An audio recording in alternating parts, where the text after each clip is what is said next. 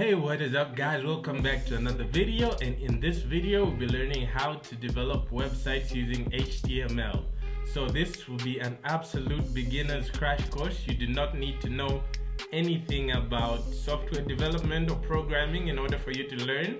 We'll be starting from complete basics so that anybody can get started building their first website. In this particular video we'll focus only on HTML and HTML5 in specific. In a later video, we'll cover some CSS and I'll also show you guys how to deploy your website onto the internet. I'm going to need you guys to follow along to get the most out of this video, and just watch this video to the end so that you can build your first website. So let's get started. The first thing we're going to do is to define what is HTML.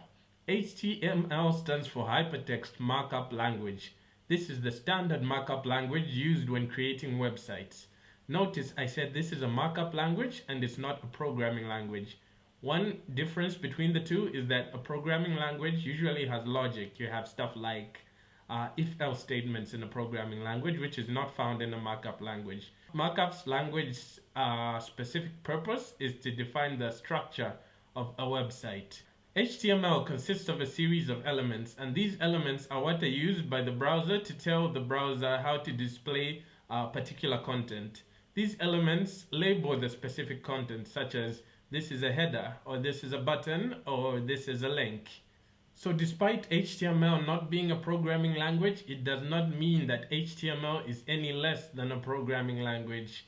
In fact, every website you see that has been developed, it could have had its backend developed using a different language such as Python or JavaScript or Java or whatever, all compiles back into HTML when being displayed on the web. So this is a really important markup language for you to learn. So if you notice, I said it's a markup language and not a programming language. One particular way they're different is that programming languages have logic within them. They have stuff like if-else statements to help the output be dynamic, to say if this happens, then that should be the results. While markup languages are completely presentational, they're just used to show how a particular document will appear and in what structure it will be in. So you find HTML has stuff like elements which label this is how this particular thing will be presented. So the next thing we're going to talk about are the tools which you need for you to develop your HTML. So HTML development is completely cross-platform. That means it does not matter whether you are using a Windows laptop or you're using a Mac or you're using Linux. You can develop your HTML exactly the same way. So there are two particular tools you need in order to develop. You need a browser and you need a text editor. So firstly, within browsers, you can just pick whatever browser you'd like to use. My preferred browser of choice is Google Chrome, but you could also develop your HTML using Microsoft Edge. You could also develop it using Safari, or you could use Mozilla Firefox. Just don't use Internet Explorer, guys. Just don't. My preferred text editor of choice is Visual Studio Code. Another really good text editor would be Sublime Text. Since we're not developing anything heavy, Sublime Text should be more than enough for you to develop. But you could use any other text editor such as Atom or Brackets, or if you're using Windows, you could use Notepad++, or if you're using a Mac, you could use TextMate. The first thing we're going to do is to create a folder. We can create it right here on our desktop or any location you prefer. And we'll call this folder my website or my site. Then we can open this in our VS Code or text editor of choice. Just make that full screen. And now we can create our first HTML file. So when you're running HTML, you do not need a server. HTML is able to run directly from within your browser. But one thing you should remember is that whenever you create an HTML file, it should always end in the .html extension. Another thing you should take note of is the root of your website should always be an index.html file. So let's first create our index file, index.html. Click save, and it's opened up here. So we'll start off first by typing in some plain text. We'll just say hello world. We click save, and then we can open this file in a browser. When we open this file in a browser, we can see our text that says hello world displayed there. So I've just switched my browsers so that we can use Google Chrome instead of Safari, and I've put it on split screen so that we can see our code as we write it and the result as they're displayed. You can notice that up in the URL, you're given the location of where this particular HTML file is. So like I mentioned before, you notice that here we have not written any code whatsoever. We have not used any of the HTML tags, but we're still able to see the plain text appear within our browser. So the next thing we're going to do is to learn about tags. Tags are elements that are used to format the way our web page and information on our web page is displayed. When creating a tag, you have our tag name surrounded by angle brackets. In between our tags is where we pass in our content. So tags usually come in pairs. We have an opening tag, which has an opening angle bracket and a closing angle bracket. Then we have a closing tag, which will have a / right after the opening angle bracket.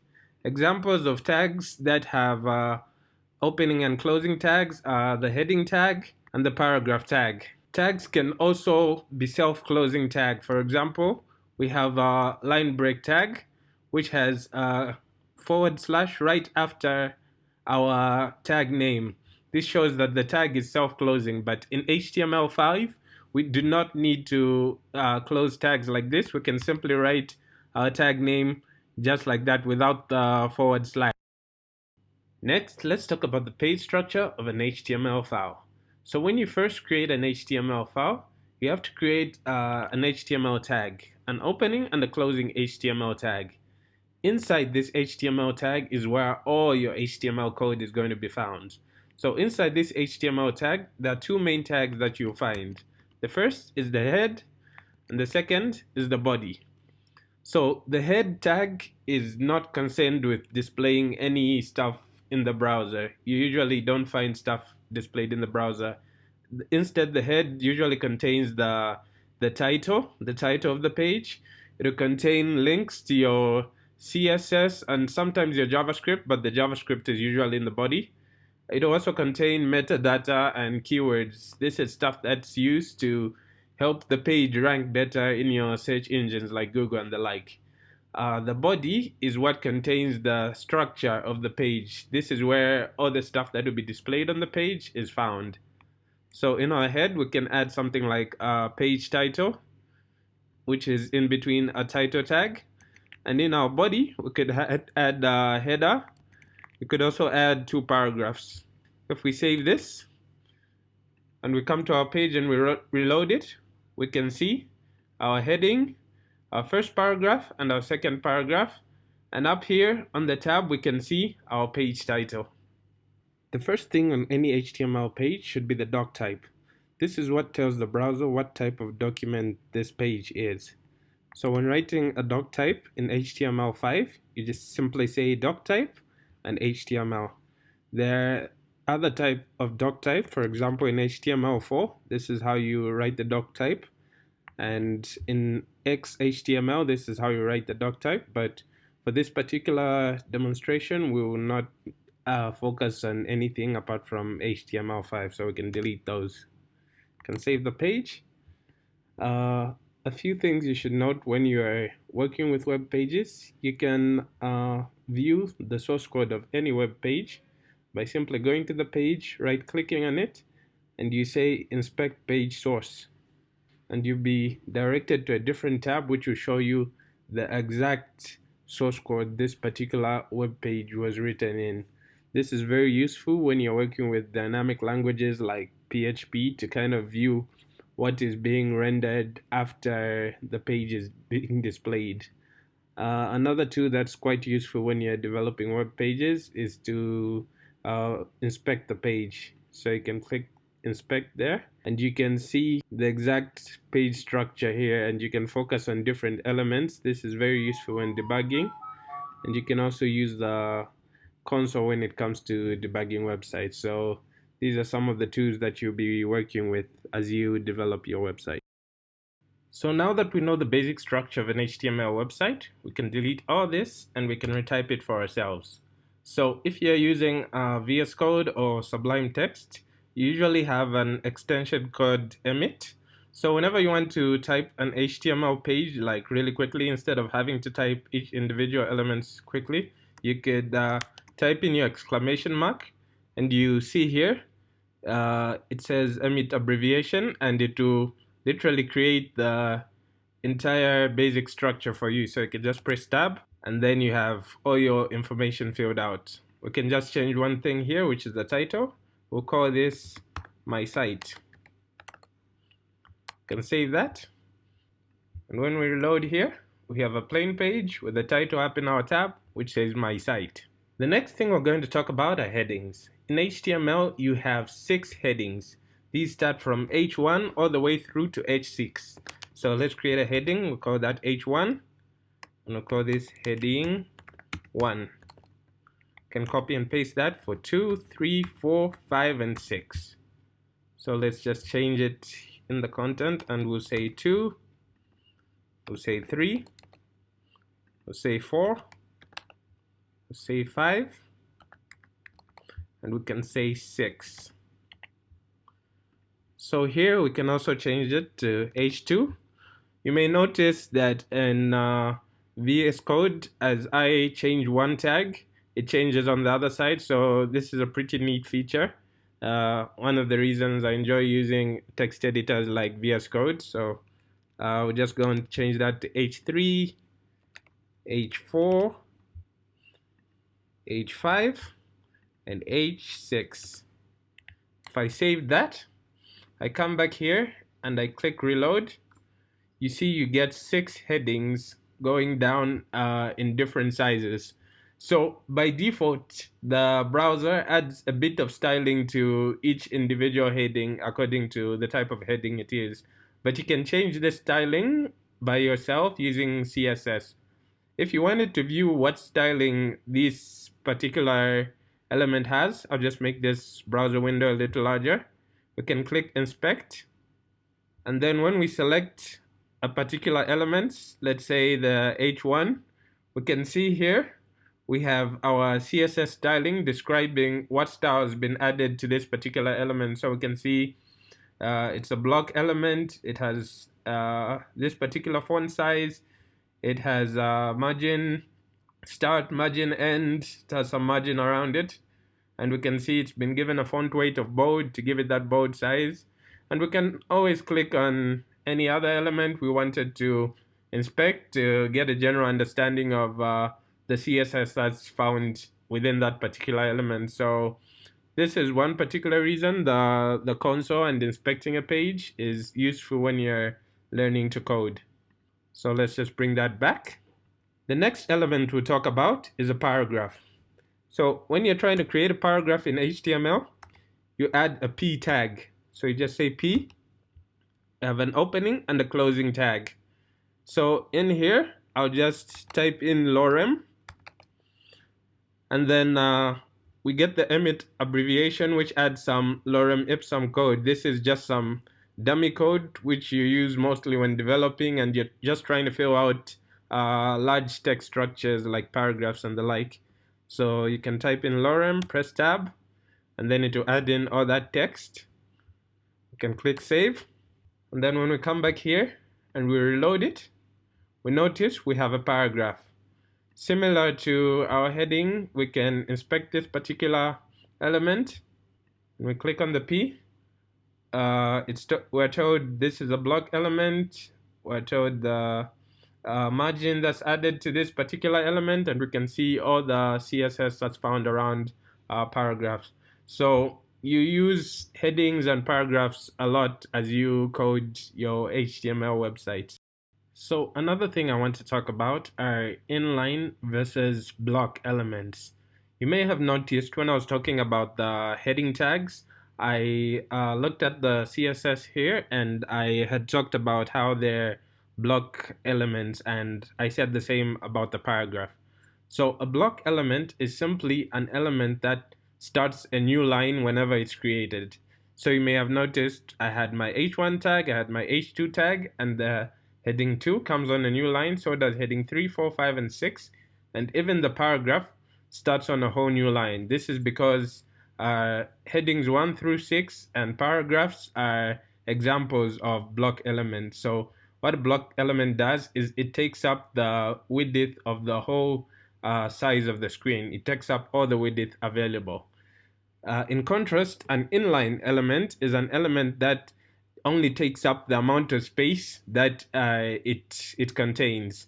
An example of an inline element would be an image, or for example, a link and stuff like that. I can give an example of an inline element. We'll say strong. A strong tag is what's used when making text bold. So inside here we can just say this is bold text,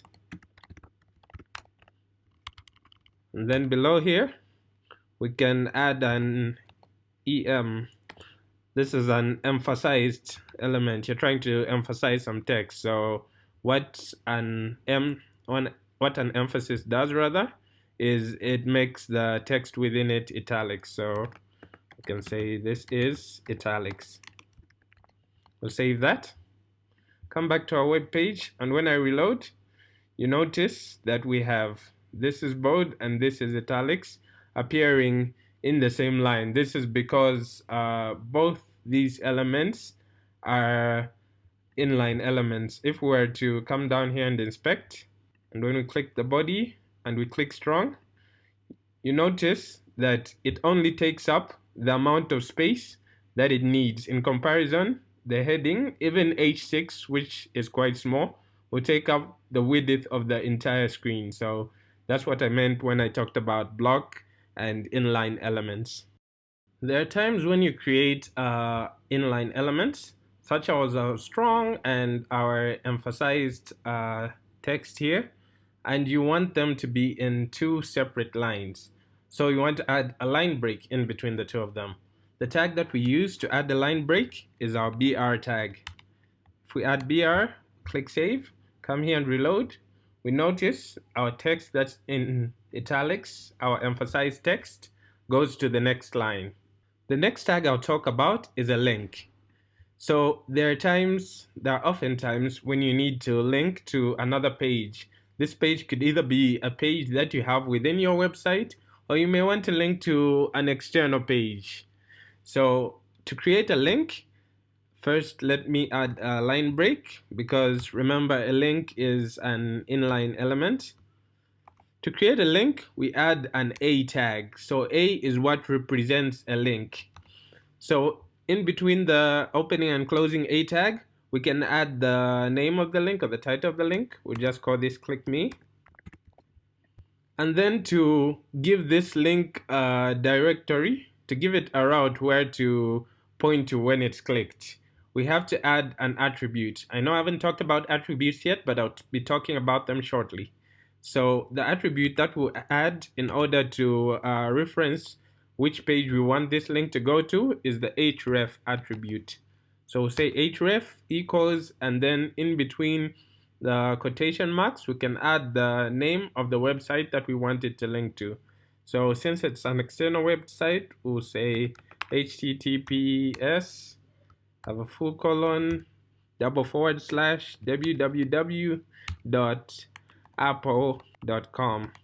Let's say we wanted to link to the Apple website. We can click save.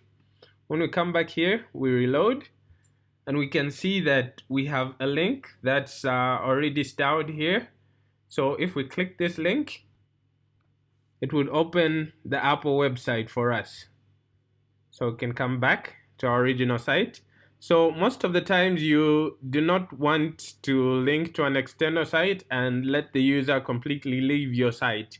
You may want to click a link and then have that link open in a separate tab. So to do that, we have to add another attribute, which is a target. and we'll add a value to that attribute of underscore blank. So what this does is whenever we click this link, instead of leaving our page completely, it will open the other website in a separate tab. So this attribute is really useful when you're linking to sites that are not your own, or sites outside your current website, so that the user does not leave your site completely. We can click that and we see Apple opens in a separate tab and we still have our website running here. The next thing I'm going to talk about are attributes. So I talked about attributes a little bit when I talked about the links, but here I'm going to explain them in a little more detail. So when you create a tag, you usually have an opening tag and a closing tag. So inside the opening tag is where we add our attributes. Attributes come in key value pairs. You have the key, which is your attribute name, and you have the value, which is the attribute value. Attributes are useful when adding a little more information to a particular tag.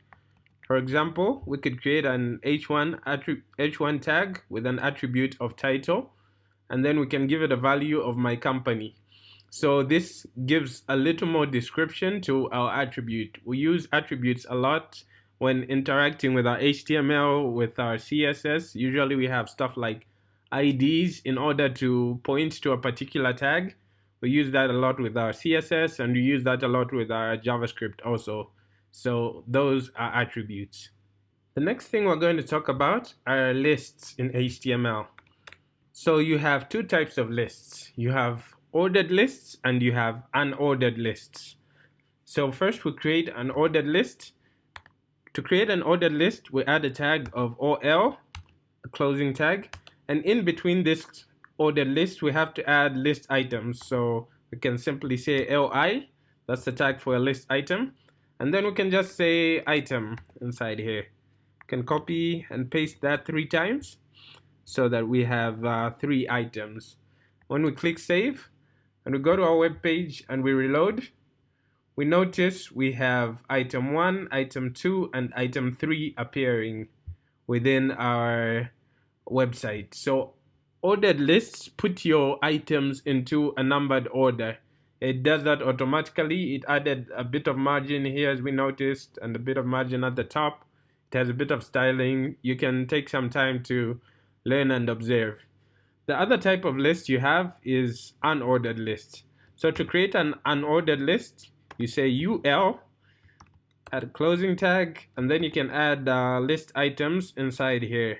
So we'll say LI, and we can say item, and we can copy and paste that so that we have 3 items within this. And when we reload, we have 3 items appearing which have bullet points. So unordered lists are used when you want to create a list of items that don't have to be in any specific order. And when you do a little more programming in HTML, you learn that unordered lists are used a lot in stuff like navigation bars. They are just usually styled to be in a horizontal format, but you use unordered lists a lot. So both these types of lists are quite useful in their own regard. Next, let's just talk about separator tags. So I'd already talked about the line break. This is one tag that is used in order to separate some particular block of code. Another way we can separate code is using a horizontal rule. So we add an HR tag, and then we close that.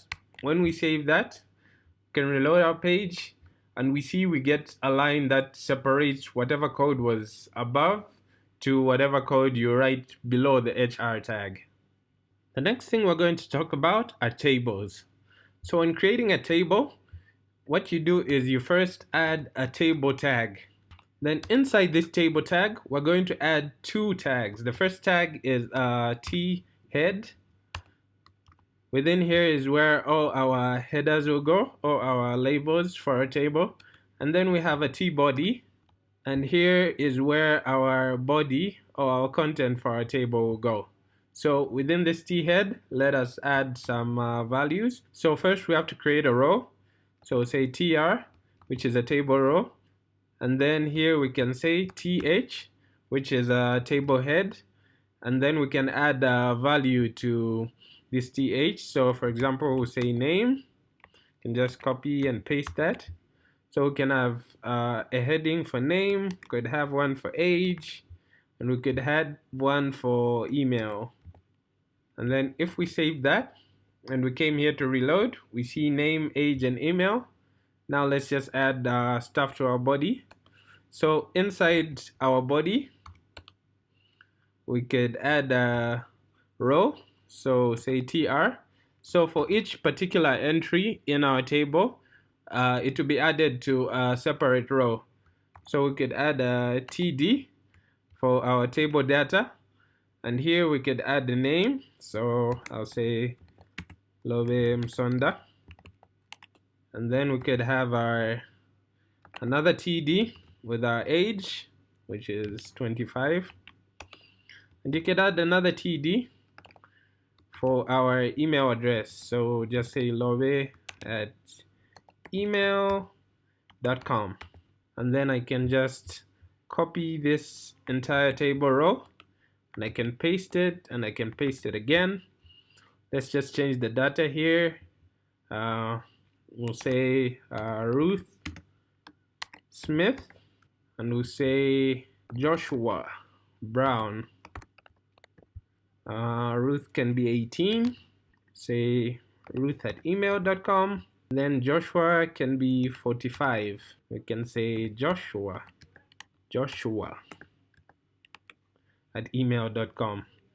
So if we save that and we came back to reload, we can see our table has been structured in this particular order, where we have our table headings up there which label the stuff. So we have our heading for our name, and down here we have all our values. We have our age, and down here we have our values, and then we have our email. So those are tables in HTML.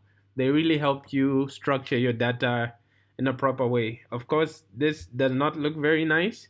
With a bit of CSS, it could look really good, but we're not doing CSS in this particular video, so let's try to just look past that for now. So the next thing we're going to talk about are forms. In HTML, we can create how a form looks, but we cannot create the actual functionality of a form. To do that, we need a language such as PHP or JavaScript to process the data that is sent from our form. So let us come down here below our table, and we create a form. To create a form, we first add a form tag. This form tag takes in two attributes. The first attribute that we'll pass in is our action. So our action is where do we want our data to go once we've clicked submit. Why do we want our data to be processed? This is usually to a file on the server, such as a PHP file. So we could add the name of the file. We'll just call this server.php. This file doesn't exist, but I'm just adding this for our demonstration. The next attribute that a form takes in is a method. So a form can either take in a post or a get method. Usually you want to use a post method because it's more secure. A post allows you to send data to our server file to be processed, and yeah, it's a secure way of sending data. A get method is also used, but a get method is primarily used to retrieve data.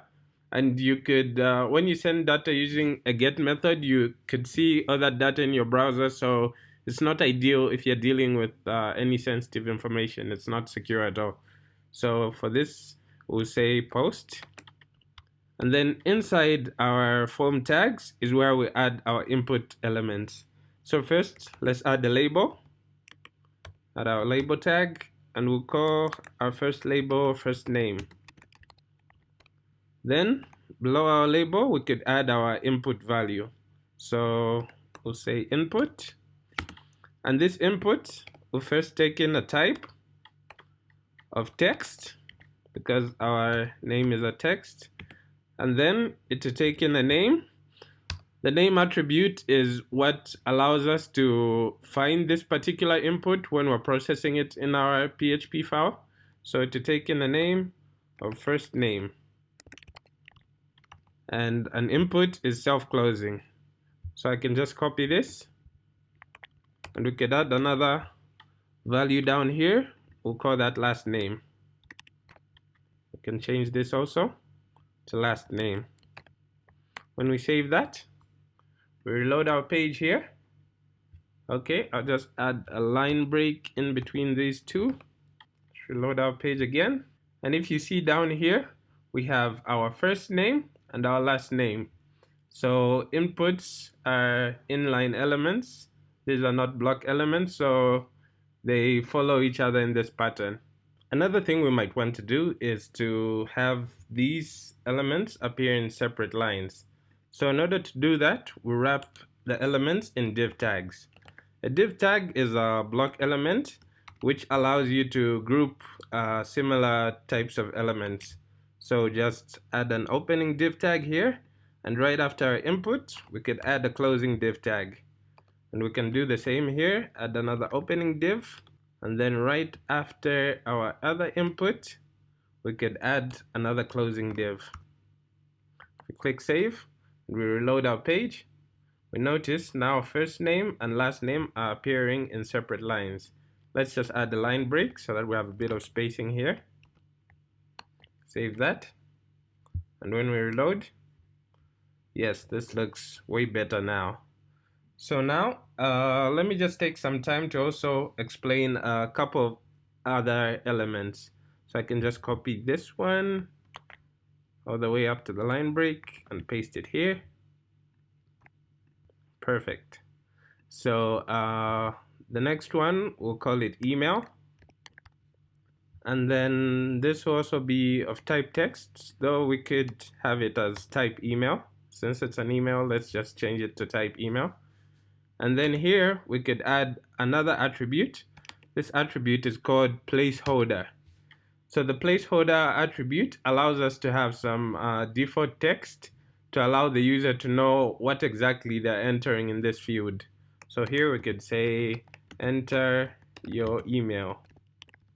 If we click save and we reload that, down here you can see you have enter your email appearing in the text field. If you clicked in there to enter your email and you started typing, that text vanishes. So that's a placeholder. The next thing we're going to add, we can just copy this again, and then right below here I can paste. The next thing we'll add is a message. We'll call this message. Then instead of adding an input element, we can just delete all that. And then we can add a text field, text area element rather. We can add a text area element. And this text area will also have a name attribute. We'll call this message.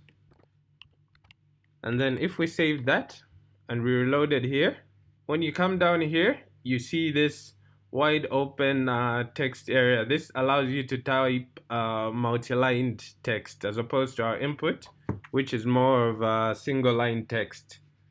So let's add another input. You can just copy this. Or let's copy it all the way to the line break and paste it down there. Okay, so what we're going to add next is gender. So if we wanted to enter something like a gender, where somebody had to select a single gender from a list of genders, for this one we'll use a select tag. So a select allows us to have a drop-down list. So you add a select tag, and within this select tag you create what are called options. These are the different things somebody can pick between. Each option will have a value. This value is what's sent to our server file when we want to process this data. So we could have a value of male, and then here we could say male. So I just copy and paste that, and we can change this to female, and we can change that to female also, and then we could change this to other. So the value is what's sent to our server, and this is what appears in our browser. So if we click save and we reload that. Down here you get a drop down list which has our different genders which we can select from, either male, female, or other. So another input type we're going to add, I'll just copy from this one up here. Another input type we're going to have is an input that will take in an age. So similar to our text inputs, this one will also have a type, but since an age is a number, so we could just enter a type of number, and we could add a value here, which will be, we could add the name rather, which will be our age. Then we could give it a default value. So we could want it to have a default value of, let's say, 20. Click save. And then when we reload, we see we have an age here, which has a default value of 20. And since it's a number, we can click these two arrows to go up and down different ages. So we'll create another input type. Just copy that again. I don't know why I keep copying it, because I copied it already, but yeah. So we could add another value which should take in our birthday. This one will take in a value of date, and then we'll give it a name of birthday, and it does not need a default value, so we can just delete that. Can click save, and then when we reload here, down here we get a date picker. So this allows us to pick from our calendar, and once we click a particular date, we notice within our input the date changes. So the last thing we're going to add, let me just add a line break. The last thing we're going to add is our submit button. So for that, we'll just create an input, and then we'll give it a type of submit. So you can see that with input types, you get a number of different types. So we can give it a name also, we'll submit, and then we'll give it a value. Our value is what will appear in our browser. We'll call it submit to. Submit. Can close that. When we save, if we reload our browser here, we get our submit button. So if we happen to click our submit button, we notice the file cannot be found. This is because we're trying to submit to the server.php, but within our project we do not have a server.php file that will process this particular thing, so you don't expect it to work. We can also create a button in HTML outside a form by simply using a button tag. So we'll type here saying button, and then the button tag takes in an attribute of click. So within this attribute, we give it a value, which is usually a JavaScript function. So for this sake, we'll just say some function. Then we can close that. And then in between the tag, we can add the name of the button. We'll just say click me, and we can hit save. When we reload this page, we see down here we have a button. Let me just add a line break here. Let's reload that. Yes, and we have some space. So you see here we have a button that appears that says click me. Of course, this button will not do anything once we click it, because once we click it, what happens is it starts to look for this JavaScript function we added within the click attribute. But since we do not have any function in JavaScript, it will not do anything. So the next thing we're going to talk about is how to add images to your website. So to start with, we're going to have to download some images.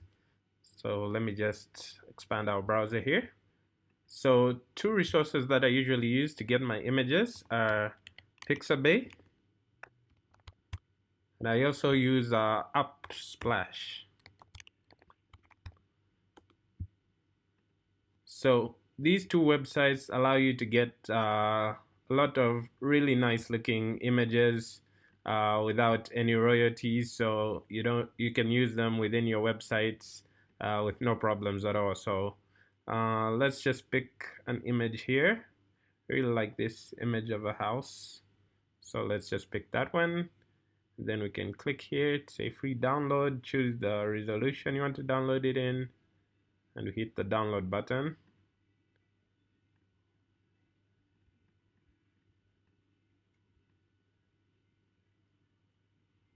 And once it's done, you can just reduce this and we can go back to our site.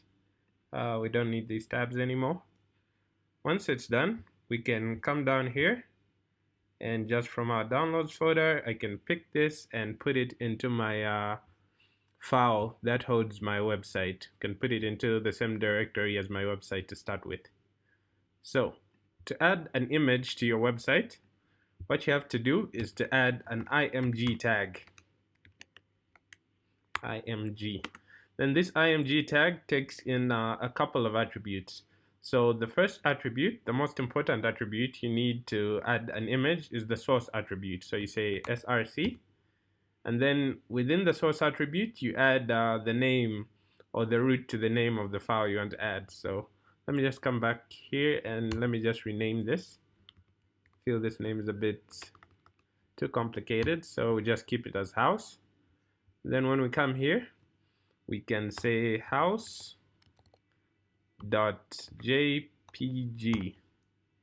So that gives you the name of this particular image. You can close that. An image tag is a self-closing tag, and an image tag is also an inline tag. So what happens here is if we saved and we hit reload here, we get our image appearing there. Let me just expand this a little bit. So you can see we get the full size of our image appearing there. So we can resize images on our front end by adding an attribute such as a height. You can give it a height of maybe 500 pixels. Save that. When we reload,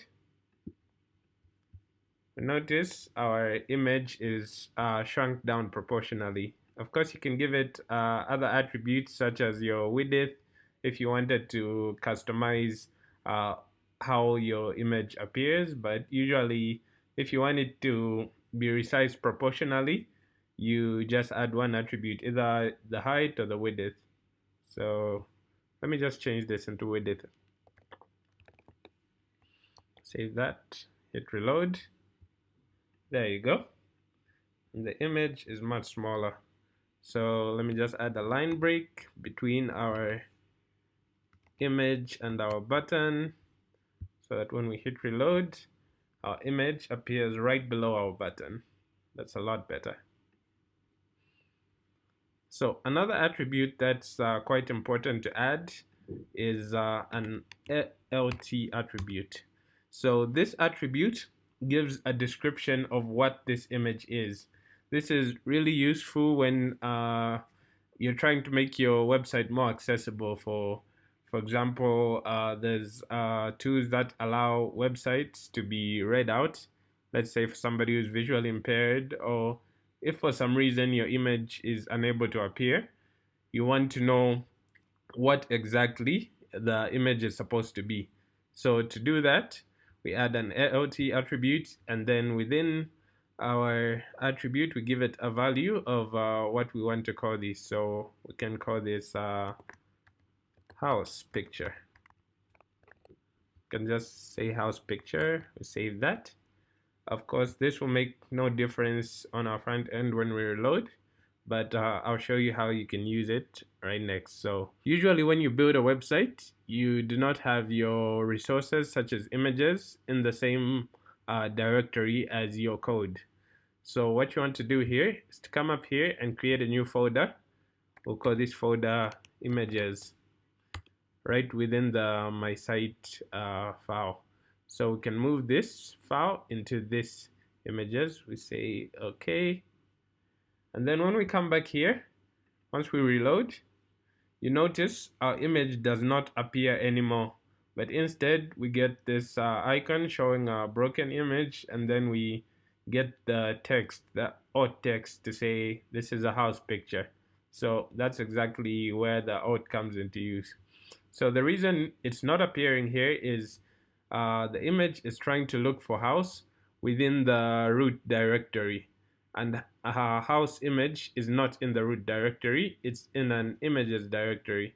So what we have to do here is to say images slash house.jpg. So now it knows exactly where to look for this particular image. Once we hit save and we hit reload, you can see our image appears again. Another interesting thing you can do is to wrap your image around a link. You can turn your image into a link. So we'll use our a tag, and then we'll give it an href of images slash house.jpg. You can close that a tag, and then let's just remove this closing tag and put it right underneath our image tag. So now our image is wrapped around the link. So when we reload that, nothing changes, but when you come here, you can see you can click this particular image and it will take you to the image file and just display that. So that's another thing you can do with images. The next thing we're going to talk about are quotes. So I'm going to show you 4 different types of quotes. So the first one I'll show you is a block quote. So say block quote to add it in, and then this block quote takes in an attribute called cite. We're trying to cite where this quote is coming from. So for example, we got it from bbc.com. So say https, and we'll say www.bbc.com. Let's say our quote came from bbc.com. Then we have a closing block quote tag, and then in between here we can add in our text that we're trying to quote. So for example, I'll just pass in some lorem ipsum. We'll save that, and then when we reload our page, we have our quoted text coming down here. The next thing we'll add is an abbreviation. So first we'll create a paragraph, and then we'll say and then we can add our we can say the www is awesome. So if we were trying to show this as an abbreviation, what we do is we wrap it around an ABBR tag, an abbreviation tag, the ABBR. Then this ABBR will have a title, and we'll say World Wide Web. We can close this ABBR tag. Then within here, remember we had www. So what this does is it tells the browser that this www is not the full text, it's an abbreviation. When we save that, we can hit reload, and then when we come down here, once we hover over our www, it should be able to tell us what the www stands for. So in this case, World Wide Web. The next tag we're going to learn is the cite tag. So we'll create another paragraph, and then we can try to cite some text. So we say cite, within this paragraph we cite, close that. Then within here we add the text that we want to cite. So I'll just say HTML crash course.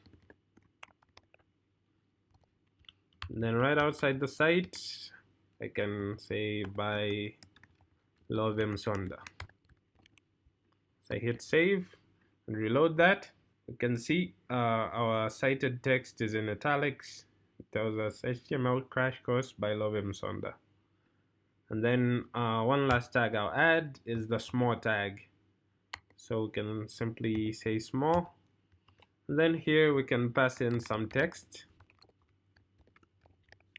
Save that. Hit reload. And then we see some text appears small down here. So these are some of the tags that you'd want to use if you're trying to quote some particular text. So the next thing we're going to do is to quickly run through our HTML5 semantic tags. These tags do not have any default CSS attached to them, but they're used to give the browser and the developer a clearer understanding of the website in their semantic tags. So the first one we'll start with is our header. This is usually the top of our website, and it will usually contain stuff like your nav bar, our page title if you want the page title to also appear in the website, and stuff like that. It'll be the head of your website. Next, you have the footer. This is usually the bottom of your website. If you have any copyright info, maybe you want to pass in some contact details at the bottom, so this is usually where you put that stuff. Then we have the aside tag. This is the tag that's passed in on the side of your website. Then we have our main tag. This usually contains our main content of our website. This is where we put in the flesh of our website, if you could say it like that. Next, we have an article tag. An article tag is used to specify that a particular block of text is an article. So this is used mostly in stuff like blogs or websites that have news articles to just signify that this group of text is an article. Next, we have our nav tag. Our nav tag is usually what is used when we are building our nav bar. You'll come across this tag a lot when you're building websites. Next, you have a section tag. This is just used to group some particular code into a section. And lastly, we have our details tags to specify that what's found within this block of code is a detail. So now that we've covered a number of different HTML elements, let's try to put all this together to create a blog page. So what we're going to do first is come into our root directory and create a new file. We'll call this blog.html. And then within here, we can just create our template HTML. We can give it a title. We'll call it my blog. And let's just save that for now. We'll come back to our index. And then at the top, right above our H1 heading here, we create an A tag to link our two pages together. We'll give it an href of blog.html. And then within this href, we'll just say go to blog. Hit save. And when we hit reload here, we go up to our page and we see we have a link that says go to blog. Once we click that link, it takes us to the my blog page. So now we can start working on our blog. So the first thing we're going to add within our body is our header. So we'll create an HTML5 header tag. And then this header will take in our header, which is an H1 tag for this example. Then we can call this H1 my blog. Can click save. Once we reload here, we can see my blog appears as our page header. We can also give it an ID because we only have one unique header. So when we come to styling this particular header, we want to have a unique ID of main header, main-header. Okay. So the next thing we're going to add is a section. So for this particular example, all our code will fall within one block of code, which is our section. So this section will contain our articles. So we can create an article tag. Then our article tag will have a heading. So we'll create an h3 tag here, and we'll give it a heading of blog post 1. And then we can also add a small tag here. And then this small tag can contain some text. So say posted by Love Musonda on August 22nd. So that's good. And then we can add a paragraph here. This will be our article. This will contain the main body of our article. So we can say lorem ipsum to just pass in some lorem ipsum code. And then right underneath our paragraph, we can add a link to go to a read more page. So say A, and then we'll say href. Now, since we do not have any page and will not be creating any page for read more, we can just pass in a hashtag to be a placeholder here, and then we can say read more. So once we hit save here and we reload, we can see our page appears in the structure we had designed this. So you can just remove these dots.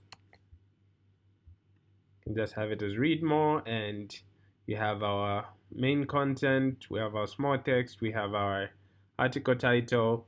So this is not the best looking website. This is because we're not using any CSS, so just bear with me for that. But then for stuff like articles, you usually want to have it to be styled in a similar pattern, so we can just pass in here a class, so that when we come to styling this particular article, it will have the same styling. So we just give it a class of post. Hit save, and that will not change anything, but yeah, when it comes to styling, it's really useful.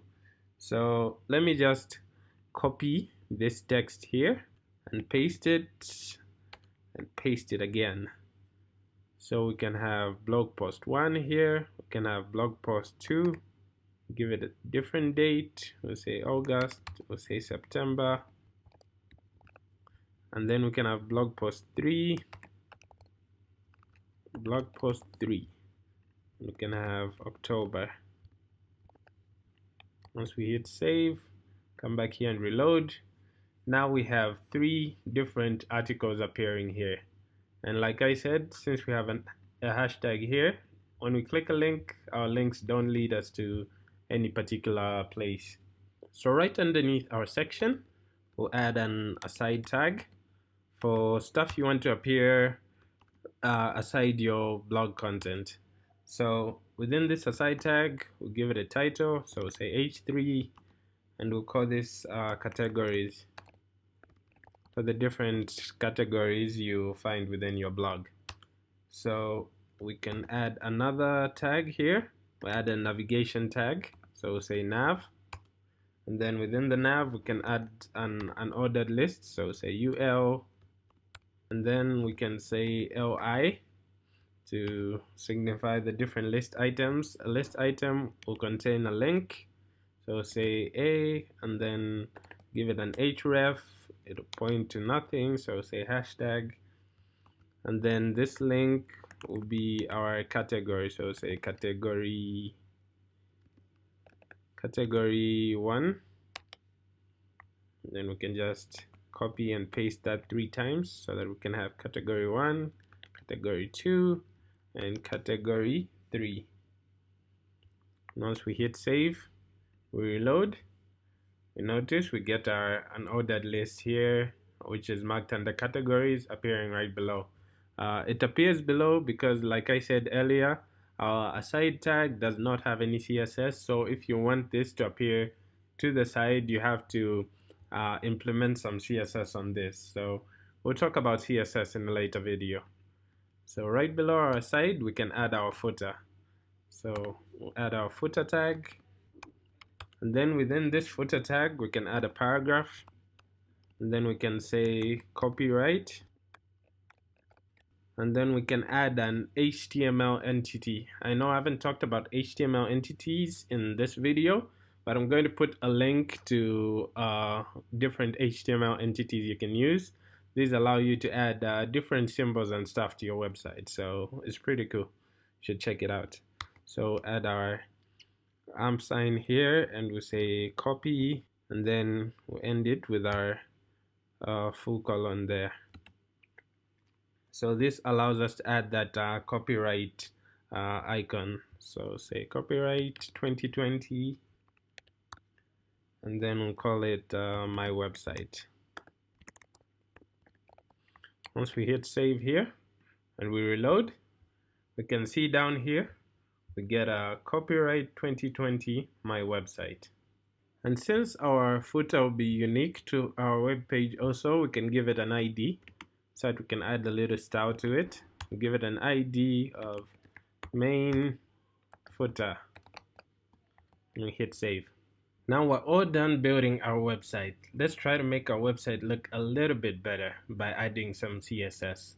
So this would just be some really basic CSS that I'll explain as I code. So let's come here to our root and we create a new folder, a new directory. We'll call this CSS. And then within this CSS directory, we create a new file. We'll call this style.css. So let's link our blog page to our CSS file. You can just close that. So in order to link them, up here, right below our title, within our header, we can add a link tag. So say link, and these links have relationships. So we'll say rel, and we'll call the relationship style sheet. And then we can add an href to point to our particular CSS file. So say href, so say CSS, since it's in the CSS directory, /stylesheet.css. We can close that. So when we come back here, let's just save that. So when we come back here, now we can start adding our CSS code to our page. So when we're trying to reference an ID in CSS, we add a hashtag and then we type in the name of our ID. So for this example, we'll say main header. So we'll try to style our header here. If we were trying to reference something like a class, we'll probably use a full stop. So we'll say full stop and the name of the class. But here we're trying to reference our ID, so main header. So to our header here, first we'll want to align the text. So we'll say text align, and we'll align it to the center. Then the next thing we want to do is to change the background color. So say background color, we can give it a color of black. So since our background color will be black, we won't be able to see our text. So to change the color of our text, we'll say color, and then we'll say white. And the next thing we'll do here is to add some padding. So say padding, and we'll give it a padding of 10 pixels or around. Once we hit save, and we click reload, now we see our header looks way better. So let's also add a bit of styling to our footer. So say main footer. And then to this main footer, we'll add a text align of center. We can also add a background color to it. So for this one, we'll say light gray. Light gray, not light green. Okay. So we'll also give it a font size. Give it a font size of 18 pixels. And then we can give it a padding of about 5 pixels. Once we hit save and we reload our page, once we come down here, you can see that we have some styling applied to our footer also. So now our web page looks a little bit better. Let's just go back real quick and add 2 more meta tags to our header here. So like I talked about earlier, the meta tag is used to give our search engines a better understanding of our website. So stuff like Google and the like should be able to tell and understand your website better.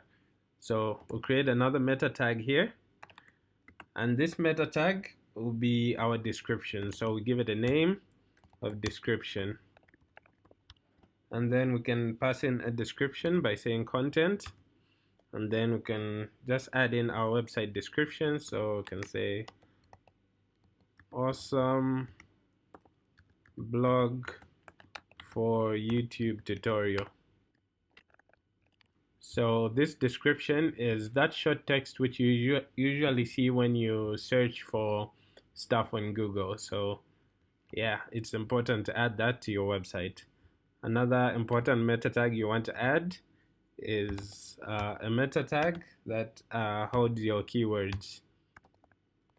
So these are the words our search engine will look for when somebody searches. So what type of words or phrases do you want our search engine to look for? So pass those into the content also. And then the words, our keywords will be comma separated. So we can add stuff like web design, blog, separate that with a comma. We can also add a few more. We can say web dev blog. And then we can also say just code. And we can save that. So now every time somebody searches for any of these particular keywords, the search engine will know to also add your website as part of the results. So this is something you could go more into detail learning when you start to learn about stuff like search engine optimization. So now we're completely done with our really basic site. So we have our index page here, which had all our crash course elements, and then it's linked to our blog page here.